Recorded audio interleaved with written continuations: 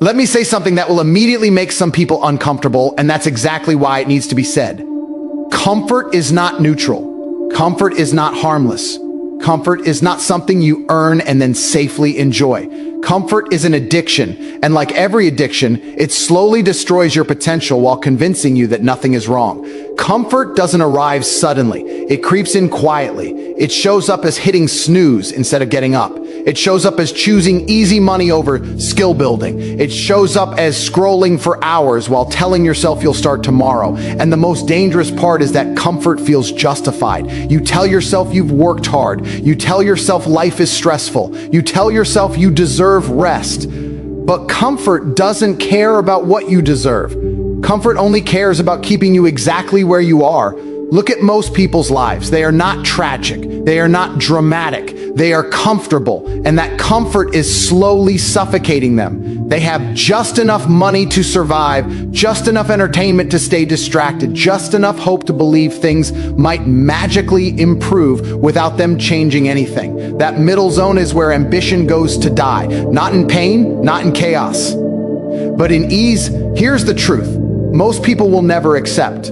If your life feels easy right now, if your days pass without resistance, if nothing demands more from you, then you are not winning. You are being weakened. Human beings are not designed for permanent comfort. We are built to struggle, to adapt, to overcome. Remove struggle and you remove growth. Remove pressure and you remove progress. Comfort trains your mind to avoid effort. Once your brain learns that pleasure is always available, it starts rejecting anything hard. Discipline feels unnecessary. Sacrifice feels unreasonable. Pain feels optional. And the moment pain becomes optional, greatness becomes impossible. Every powerful version of yourself exists on the other side of discomfort, and comfort knows that.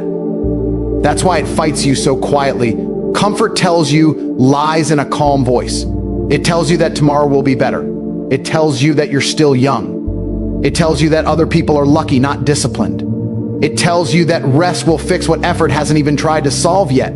And you believe it, because believing comfort requires no courage. But look closely. Every successful individual you admire has one thing in common. They willingly choose discomfort when comfort is available. They wake up early when they could sleep. They train when they're tired. They work when they're bored. They push when no one is watching. Not because they enjoy pain, but because they understand the cost of avoiding it. Comfort creates weak mornings. Weak mornings create weak days. Weak days create weak years. And weak years create a life you never wanted but somehow accepted. That's how it happens. Not overnight, not with a collapse, but with soft decisions repeated daily. You don't lose ambition because you're incapable. You lose ambition because comfort dulls your hunger. Hunger is dangerous to comfort. Hunger makes you restless. Hunger makes you dissatisfied. Hunger makes you move. Comfort wants you calm, quiet, and still. Comfort wants you grateful for mediocrity. And here's the most brutal part. Comfort makes you believe you're still a good person while doing nothing with your potential. It convinces you that wanting more is greedy. It convinces you that pushing harder is unhealthy. It convinces you that average is normal and normal is acceptable. But deep down, when the noise stops, you feel it. That quiet frustration, that sense that you were meant for more, that discomfort you keep trying to escape is actually the truth knocking. If you want to know why your life hasn't changed, don't look at your dreams. Look at what you're comfortable tolerating. Look at how much effort you avoid. Look at how often you choose ease over growth. Comfort doesn't steal your success violently. It steals it politely. It asks for permission, and you give it every day. The moment you start choosing discomfort intentionally, everything shifts. Your mind sharpens. Your confidence grows, your standards rise, not because life gets easier, but because you get stronger. Comfort weakens you quietly. Discomfort builds you loudly.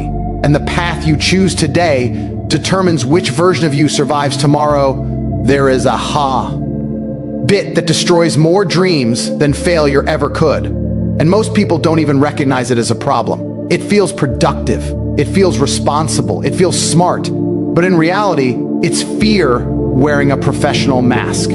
Procrastination, disguised as preparation, is the reason so many people stay stuck while convincing themselves they're making progress. You've seen it before, maybe in others, maybe in yourself.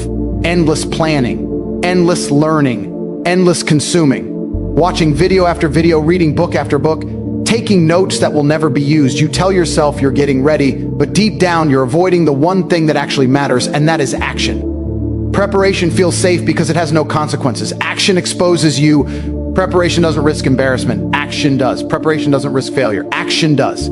Preparation allows you to feel intelligent without being brave. And for a mind that fears judgment, that trade feels comfortable. You stay busy, but you don't move forward. The world rewards execution, not intention. Nobody pays you for potential. Nobody applauds you for plans that never leave your notebook. Reality only responds when you step into it. And yet people delay stepping forward because they believe one more piece of information will finally make them ready. But ready is a lie. Ready is a story comfort tells you to keep you still. Think about how many times you said, I just need to learn a bit more, or I'll start once I have everything figured out. That moment never comes. Not because you're incapable, but because clarity comes from action, not before it. You don't think your way into confidence, you move your way into it. The truth is simple and uncomfortable. Most people don't procrastinate because they're lazy. They procrastinate because they're afraid. Afraid of being seen. Afraid of being judged. Afraid of discovering they're not as good as they hope. So they hide behind preparation. Because preparation protects the ego. As long as you haven't started, you haven't failed. But avoiding failure also means avoiding success. You cannot separate the two. The same door leads to both. And every time you delay action, you are not staying safe, you are choosing stagnation. Stagnation is slow death. It doesn't hurt immediately, which is why people tolerate it. But it quietly drains your confidence until even starting feels overwhelming. Look at high performers. They don't wait until they know everything. They start with incomplete information and figure things out along the way. They accept being bad at first. They accept mistakes as part of the process. They understand that momentum is built by movement, not thinking.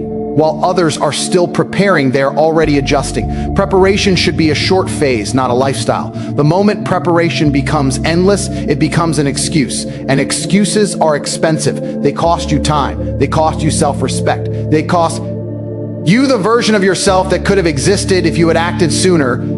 Every time you say you're not ready, ask yourself what you're really afraid of. Is it failing publicly? Is it looking inexperienced? Is it realizing that effort is required every day, not just when motivation appears? Preparation allows you to postpone that confrontation. Action forces it. The most painful realization comes later when you see someone else succeed at the thing you've been preparing for years to start. Not because they were smarter than you, but because they were willing to begin before they felt confident. They didn't wait for fear to disappear. They moved with fear sitting beside them. The longer you stay in preparation mode, the harder action becomes. Your standards rise unrealistically. You expect perfection from yourself before you've earned progress. You forget that every expert was once unqualified, every leader once uncertain, every winner once uncomfortable. The moment you act, something shifts internally. Clarity replaces confusion. Confidence replaces hesitation. Energy replaces doubt. Not because the path becomes easy, but because motion creates belief. You start trusting yourself because you are finally doing something worth trusting. Preparation feels like progress, but it's a trap if it never ends. Action is messy. Action is uncomfortable. Action is imperfect. But action is alive, and life rewards those who move, not those who wait. The future does not belong to the most prepared person in the room. It belongs to the one who steps forward first and learns on the way. Most people think discipline is about big, dramatic moments. They imagine discipline as waking up at dawn, lifting heavy weights, building businesses, changing their entire life overnight. But that belief is exactly why they fail. Discipline is not built in massive actions. It is built in the smallest, quietest decisions you make every single day, especially the ones no one sees and no one praises. Your life right now is the result of micro decisions repeated over time. What time you wake up, what you do in the first 10 minutes of your morning, whether you finish what you start or abandon it when it gets boring, whether you keep promises to yourself or break them without consequences. These moments feel insignificant in isolation, but together they shape your identity. Every small decision is a vote for the type of person you are becoming. When you hit snooze, you vote for comfort. When you skip the workout, you vote for weakness. When you avoid the difficult task, you vote for procrastination. And the most dangerous part is that these votes feel harmless. You tell yourself it's just once. You tell yourself it doesn't matter. But discipline doesn't collapse all at once. It erodes slowly. Weak discipline shows up long before failure does. It shows up in unfinished projects. It shows up in inconsistent routines. It shows up in the gap between what you say you will do and what you actually do. And every time that gap grows, your self-trust shrinks. You stop believing your own words. You stop respecting your own goals. And without self-respect, motivation disappears. Strong people are not born with discipline. They train it. They practice it in micro moments. They force themselves to do small, uncomfortable things consistently until discipline becomes automatic. They understand that greatness is not built by intensity alone, but by consistency. Anyone can be intense for a day, few can be disciplined for a year. Micro decisions are where excuses hide. You justify them easily. You convince yourself that skipping today won't affect tomorrow. But tomorrow is built on today. Weak mornings lead to weak afternoons. Weak afternoons lead to weak nights. And weak nights create a weak life. Discipline doesn't fail because people lack knowledge. It fails because people lack standards in small moments. Look at how people treat time. 5 minutes late becomes 10, 10 becomes habitual.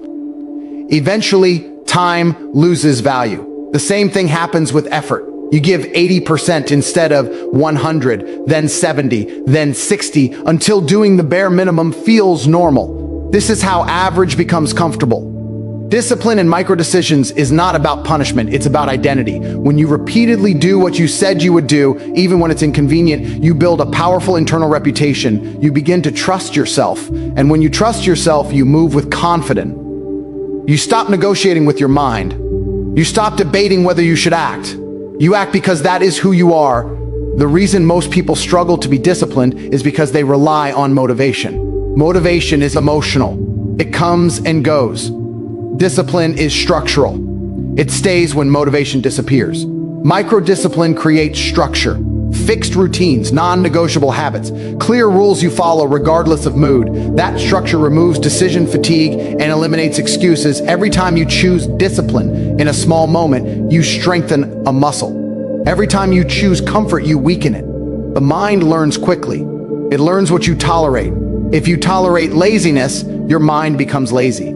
If you tolerate discomfort, your mind becomes resilient. You are training yourself whether you realize it or not. Weak discipline creates internal chaos. You want success, but your actions contradict your desires. That contradiction creates frustration. Frustration turns into self-doubt. Self-doubt turns into apathy. And apathy is the silent killer of ambition. People don't quit their dreams because they fail once. They quit because they slowly stop believing in themselves. Strong discipline in micro decisions removes internal conflict.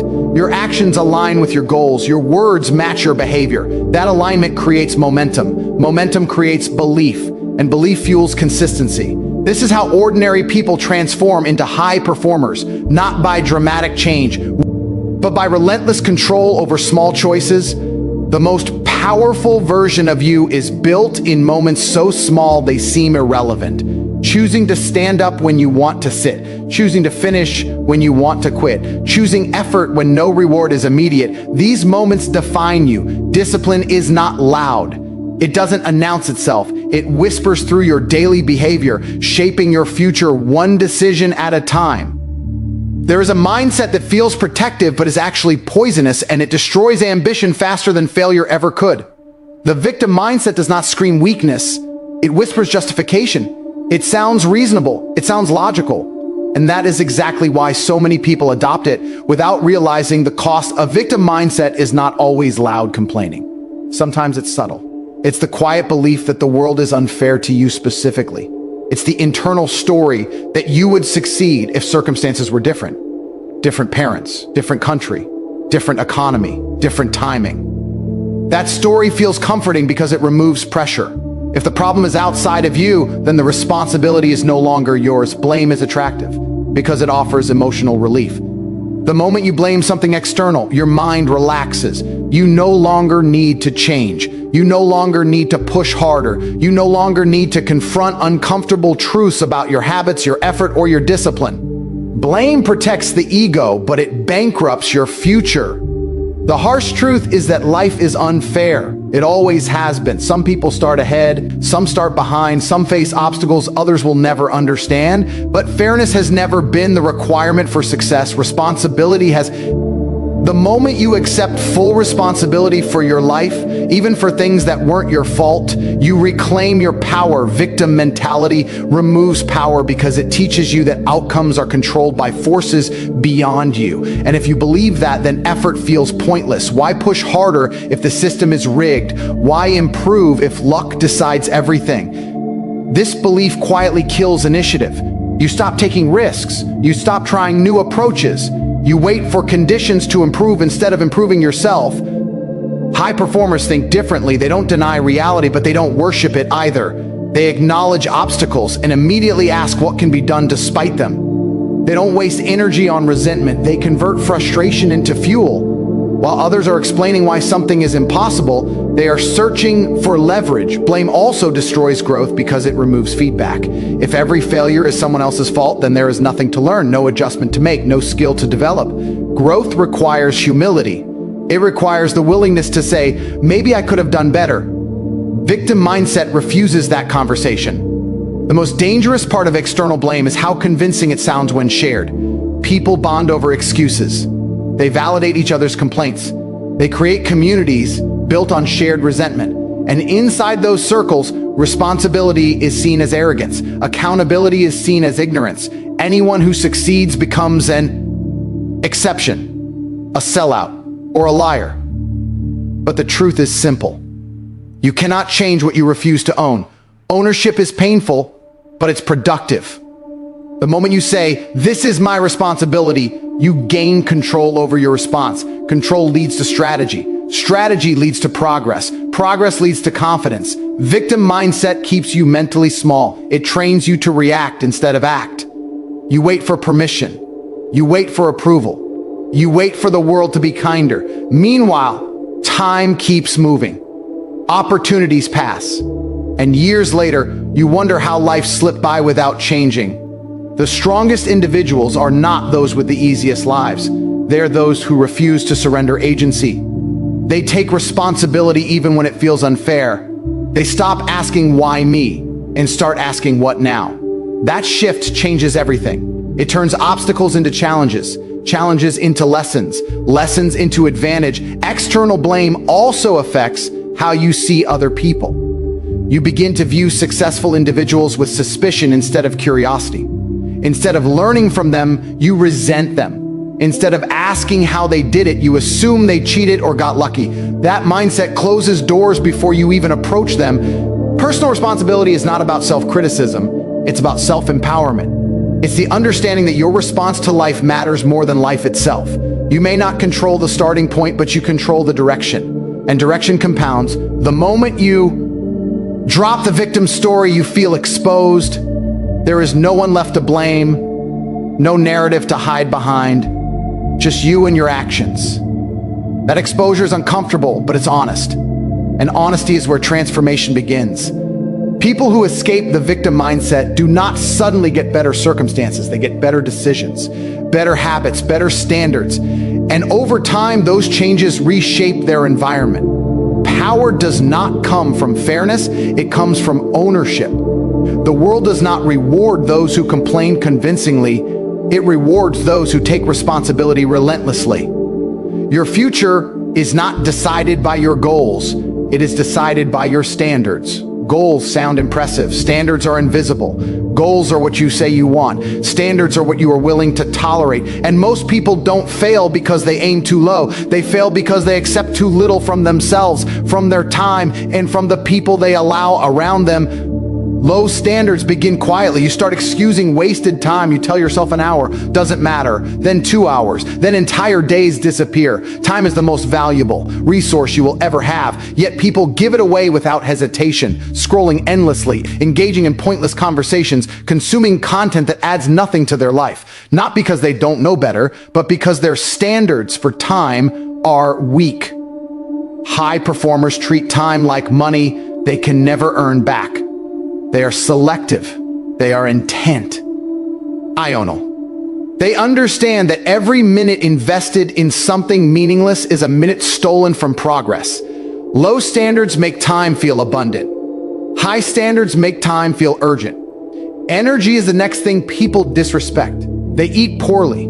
They sleep inconsistently. They neglect movement. Then they wonder why they feel tired, unmotivated, and unfocused. Low energy becomes normal, and normal becomes acceptable. When your energy is low, discipline feels impossible. Focus feels exhausting. Ambition feels unrealistic. This is not a motivation problem. It is a standards problem. People with high standards protect their energy aggressively. They know that without energy, nothing works. Not mindset, not strategy, not opportunity. Energy fuels execution, and execution is what separates ideas from outcomes. If you allow your body and mind to stay in a depleted state, you are choosing struggle before you even begin. Then there is the standard you set for the people around you. This is where many lives quietly collapse. You become the average of the voices you listen to, the conversations you repeat, the attitudes you tolerate. If you surround yourself with people who complain, you will complain. If you surround yourself with people who avoid responsibility, you will avoid it too. Not because you want to, but because influence is unavoidable. Low standards for people show up as tolerating disrespect, tolerating negativity, tolerating laziness. You tell yourself you're being loyal. You tell yourself you're being understanding, but loyalty to people who drain you is betrayal of your future self. Growth requires distance from those who refuse to grow. Raising your standards feels uncomfortable at first because it creates friction. You stop answering certain calls. You stop engaging in pointless debates. You stop explaining yourself to people who don't want to understand. And that shift often triggers resistance. People who benefited from your low standards will be offended when you raise them. High standards are misunderstood as arrogance by those who live without them. But standards are not about superiority. They are about self-respect. They are the boundaries that protect your focus and your future. Without standards, your life becomes reactive. You respond to whatever demands your attention instead of directing it. Low standards also affect how you speak to yourself. You allow negative self-talk. You tolerate inconsistency. You forgive yourself too quickly for broken promises. Over time, this erodes self-belief. You stop trusting yourself because your actions no longer align with your words. And when self-trust disappears, confidence follows. People with high standards do not negotiate with their values. They don't wait to feel like doing the right thing. They do it because that is the baseline they have set for themselves. Standards remove decision-making. They create clarity. You don't ask whether you should show up. You show up because that is who you are. Every upgrade in life begins with a standard you refuse to compromise. A standard for how you spend your mornings. A standard for what you consume mentally. A standard for how you allow others to treat you. These standards act as filters. They remove distractions. They remove excuses. They remove people who don't belong on your path. The world does not rise to your goals. It sinks to your standards. If your standards are low, your life will reflect that quietly and consistently. If your standards are high, your life will be pressured upward, whether it feels comfortable or not. Standards shape behavior. Behavior shapes identity. Identity shapes destiny. There is a habit that feels harmless on the surface, but is devastating in the long run. And that habit is escaping reality instead of confronting it. Most people don't collapse because life hits them too hard. They collapse because they spend their energy avoiding what needs to be faced. Reality is demanding. It requires effort, responsibility, and uncomfortable honesty. Escape offers relief without resolution, and that is why it is so tempting. Escape shows up in many forms: endless entertainment, social media, fantasy goals with no execution, substance use, constant distraction. None of these things are evil on their own. The danger is when they become tools to numb discomfort rather than tools to rest and recover. When escape becomes routine, reality starts to feel heavier than it actually is. Avoiding reality doesn't make problems disappear. It delays them. And delayed problems don't stay the same size, they grow. Financial issues grow into crises, health issues grow into chronic conditions, skill gaps grow into missed opportunities. The longer you avoid, the more intimidating the problem becomes and the harder it feels to begin. Most people escape because reality challenges their self-image. Facing reality means admitting you're behind. It means admitting you wasted time. It means admitting you made poor decisions. And that kind of honesty hurts the ego. Escape protects the ego by creating a temporary illusion where consequences don't exist. But illusions are expensive. Every hour spent escaping is an hour not spent building. And while you are escaping, time is still moving. The world is still advancing. Other people are still improving. Escape creates a false sense of comfort while quietly increasing the gap between where you are and where you want to be. High performers face reality early and often. They look at their finances without flinching. They assess their weaknesses honestly. They review their failures without excuses. Not because they enjoy discomfort, but because they understand clarity is power. You cannot improve what you refuse to acknowledge. Facing reality is not about self-hate. It is about self-respect. It is saying, my future matters enough for me to confront the truth. When you face reality, you replace vague anxiety with specific problems. Specific problems can be solved. Vag. UE anxiety keeps you frozen. Escape also destroys resilience. When you constantly avoid discomfort, your tolerance for it decreases. Small challenges feel overwhelming. Minor setbacks feel catastrophic. You become fragile. Reality doesn't get harsher. You become less capable of handling it. Strength is built through exposure, not avoidance. The longer you escape, the louder reality becomes. Missed deadlines turn into lost opportunities. Ignored responsibilities turn into regret. And regret is heavier than effort ever was. Effort is temporary. Regret lingers. People often say they will face reality when the time is right, when they feel stronger, when life slows down. That moment never arrives. Strength is built by facing reality, not waiting for it. The act of confronting the problem is what creates the confidence to handle it. Facing reality also sharpens your priorities. When you stop escaping, you realize how much time you've been wasting on things that don't matter. You stop chasing distractions. You stop entertaining drama. You focus on what actually moves your life forward. Clarity simplifies. There's a moment that separates those who grow from those who stay stuck. It's the moment you choose discomfort now instead of suffering later. Escape promises peace, but delivers chaos. Reality demands effort, but offers progress. The strongest people are not those with the least problems. They are those who face their problems directly and consistently. They don't wait for motivation. They don't wait for perfect conditions. They confront what needs to be confronted, one step at a time. Every time you face reality, instead of escaping it, you reclaim a piece of your power. You prove to yourself that you are capable of handling discomfort. And that proof compounds. Confidence grows. Discipline strengthens. Fear loses its grip. Reality does not punish honesty. It rewards it. The sooner you face where you are, the sooner you can move toward where you want to be. Escape delays the inevitable. Confrontation accelerates growth.